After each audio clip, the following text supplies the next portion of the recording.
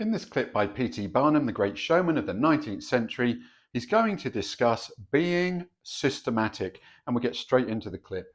People should be systematic in their business. A person who does business by rule, having a time and place for everything, doing their work promptly, will accomplish twice as much and with half the trouble of the person who does it carelessly and slipshod. By introducing system into all your transactions, doing one thing at a time, always meeting appointments with punctuality, you find leisure for pastime and recreation. Whereas the person who only half does one thing and then turns to something else and half does that will have their business at loose ends and will never know when their day's work is done, for it never will be done. Of course, there is a limit to all these rules. We must try to preserve the happy medium, for there is such a thing as being too systematic. There are people, for instance, who put away things so carefully that they can never find them again. It is too much like the red tape formality at Washington and Mr. Dickens' circumlocution office, all theory and no result.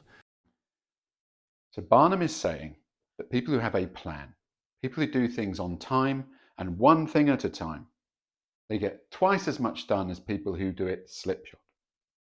Now that is obvious, I think, but he makes two important points. He says that person who is systematic has time for leisure, has time to enjoy their life. They are not constantly under pressure because they aren't getting enough things done. They aren't productive enough.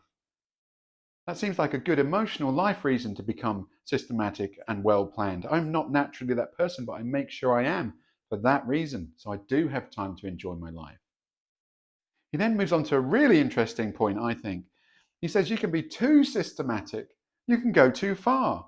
And in today's world, I find that quite an interesting message because everybody is all about planning and process. If you go to any kind of degree or training program, they want you to be planning and process. You say you can do too much of that.